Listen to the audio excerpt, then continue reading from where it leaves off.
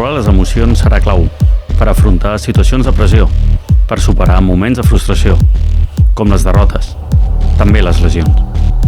Entrena la part mental i aconseguiràs mantenir la teva motivació. Estaràs concentrat, milloraràs la teva confiança i dominaràs l'autocontrol. Però no només t'ajudarem a guanyar. L'esport és l'espai ideal per desenvolupar els valors que ens faran créixer com a persones.